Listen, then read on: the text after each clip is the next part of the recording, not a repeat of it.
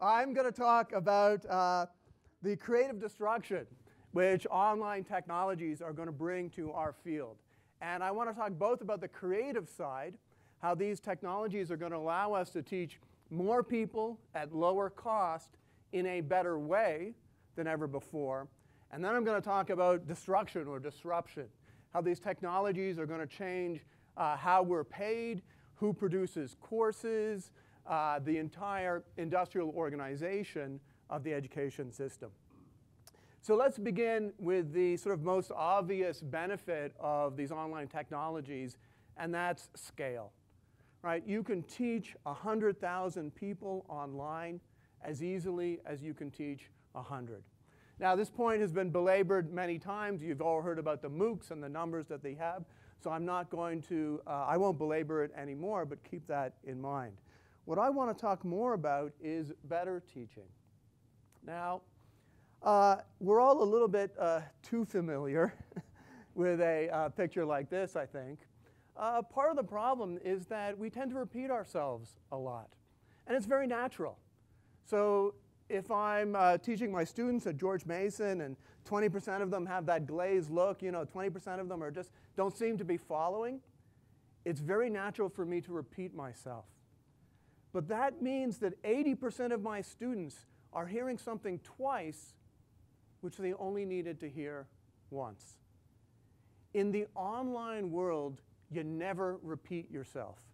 Because in the online world, the student is in control. The student could rewind. The student can move forward. The student could even speed you up so that you end up talking a lot faster. Pause, rewind, fast forward, watch it later, watch it at another time. Time chunking, right? And why are our classes, 50 minutes or 2 hours and 50 minutes long? This has nothing to do with optimal human attention span. Okay? It has to do with if we're going to expend all of these costs, coordination costs, of getting everyone in the same spot at the same time, well, we'd better make it worthwhile by dragging it out as long as we possibly can. Okay? Spread out those fixed costs. Right? Optimal human attention span is probably more like 10 minutes or 15, I hope 18 today. Right? All right? With online education, we can do that. We can build our lectures, our materials, and the students can pause so that they can learn the best pace, best response for them. And it's on demand. Look, I can get entertainment on demand. I can get Captain America, Winter Soldier on demand. Why can't I get education on demand? My supermarket is open 24 hours a day. Why can't I get education 24 hours a day? In the online world, you can.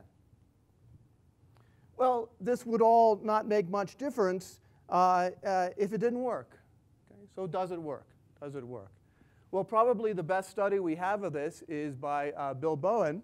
Did a large randomized experiment with a statistics class. And what he found was looking at the traditional class in blue versus the hybrid online class in orange, that on every measure, the online students actually did a little bit better. Okay? Not statistically significantly better, it's about equal, but actually a little bit better, whether it was the final exam, a post-test, or pass rate. The online students did at least as well. Moreover, okay, the online model was 36% to 57% less costly to run on an ongoing basis than was the traditional model. So what that means, with outcomes the same, that means that productivity was 56% to 133% greater for the online model. So online education trumps the cost disease. By the way, Monday we may see William Baumol win the Nobel Prize, we may be, cost disease.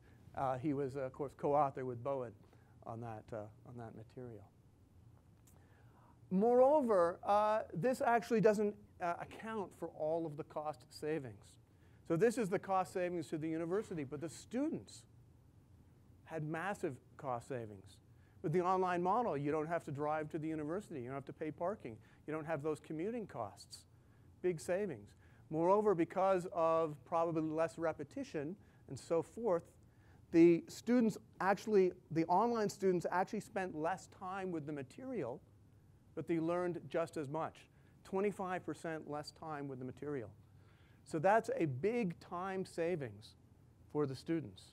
And we haven't even started to account for, in the long run, having to build fewer buildings or anything of that nature as well.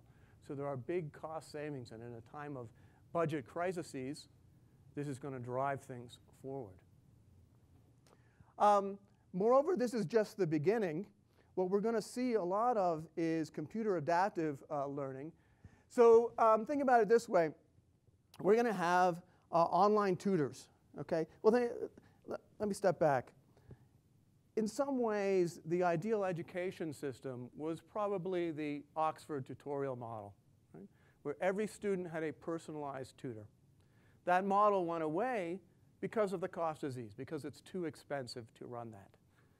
What we're going to get back to in the future, coming up now, is a personalized system, but using artificial intelligence as the tutor. Having tutors available 24 hours a day, 365 days a year. Having tutors which never get tired. Having tutors which never get cranky or frustrated. Okay? And moreover, these tutors are going to draw on a knowledge base which is larger than any teacher has ever had in the history of the world. The tutors are going to draw on a knowledge base of hundreds of thousands or even millions of students. So what do I mean by that? When a student writes an exam and they make some errors, these errors are not random, right? There's a pattern in the errors which an experienced teacher can begin to pick up on and can realize, aha, what this student is missing is this concept or this piece of knowledge. Using big data from hundreds of thousands of students, the artificial intelligent tutors will pick up on this pattern of errors and will direct each student on a personalized basis to just that piece of knowledge they need to complete their education. Just that piece of the jigsaw puzzle which they need to get the picture right. So, and this will all be built into textbooks. So the textbook will change as people read it, depending upon the questions they get right and the questions they get wrong and how fast they're moving through the material. The questions will change that the computer asks the students. The textbook will present different material to the students on a personalized basis. So I like to put it this way: for the future textbook, the adaptive textbook will read you as you read it. What else? So let's turn to the disruption aspect of it, or disruption, if you like. First thing is that for teachers, this is going to be much more of a winner-take-all market, right? What online education does is it magnifies small quality differences. So when a single professor can teach 100,000 students, it's going to matter a great deal that you get the very best professors or teachers. So those very best professors or teachers are going to be able to command much higher salaries than they have in the past. One way I like to put this is, for a long time, people complain, right? Look how we pay our sports stars. We pay them millions of dollars, and at the same time, we pay our teachers so little when they do so much more important work. Well, what we're moving towards is a system in which teachers will be paid like sports stars, but there'll be just about as many of them as well. So this is Kim Ki-hoon, by the way. He is a superstar teacher in Korea. He earns $4 million a year from online videos and teaching. What else? Well, the way these technologies are, they're low marginal cost, high fixed cost. So low marginal cost in the sense it's very cheap to have another student, as we talked about. It's also cheap to run the course the second, a third, a fourth time. High fixed cost, this is all about creating the animations, the videos, the assessment, the artificial intelligence, the tutors. All of that is big fixed costs. Okay? Price in these markets will be low because it will be driven towards marginal cost, and competition is going to be in terms of quality. And moreover, these fixed costs are endogenous in the sense of John Sutton's work on endogenous fixed costs or endogenous sunk costs.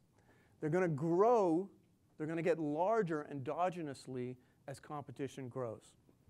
What do I mean? Well, think about two cities, okay? A small city and a big city. And think about restaurants. When you go from the small city to the big city, what you see is many more restaurants. You get more variety, greater diversity, but just the number of restaurants increases as you go from the small market to the big market. Now, what about newspapers? Small city might have 1, 2, 3 newspapers. You go to the big city, the much larger market, you get 1, 2, 3 newspapers. You don't get anywhere near the increase in quantity. Instead, what you have in the big city is the newspapers invest much more in a bigger Sunday section, a style section, color photos, better writers, Pulitzer Prize winning writers, and so forth. So you get competition in terms of quality when you go from the small market to the big market. So what's going to happen is people are going to start investing millions of dollars in producing courses. In fact, we can already see this logic in the textbook market. So there's approximately 8,000 teachers of principles of economics in the United States. So 8,000 courses, if you like. There's about 20 textbooks, principles of economics. The top 4 share about 50% of the market. So what we see in this market, right, is lots of courses, but the textbooks, high fixed cost, team production, right? To produce a textbook, there's a few names on the cover. You see far fewer textbooks than you see courses. Now, what is an online textbook? As you add material to it, it becomes a course. So the textbook market is giving us a preview of what courses are going to look like. Also interesting to point out, textbooks not produced by universities, typically produced by firms. Here's the advertising part, right? This is Launchpad, which is the course management system of Worth.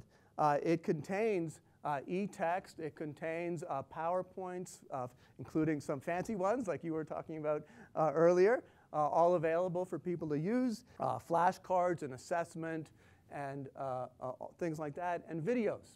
So let me leave you with this picture. Okay? It's a picture of the future of the education industry, which I think looks a lot like video games. And I mean that not in any disparaging sense at all.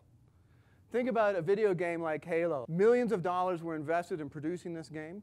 It's a product, it's a team production with computer scientists, of course, with animators, with voice actors, with physicists, even with psychologists. Okay? Bungie Studios hired psychologists to go through thousands of hours of game tape, people watching people play these games. Why? Well, because what a video game producer wants, they want to produce a game which just marches on that line where the players are challenged but not frustrated.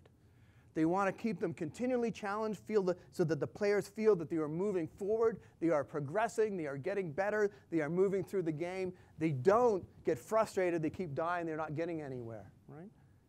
Well, think about it, what we want as teachers. We want to do exactly that same thing for our students. We want to keep them on walking that fine line between challenge and frustration.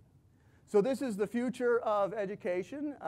It's a little bit scary. I think it's also a little bit awesome. Thank you very much.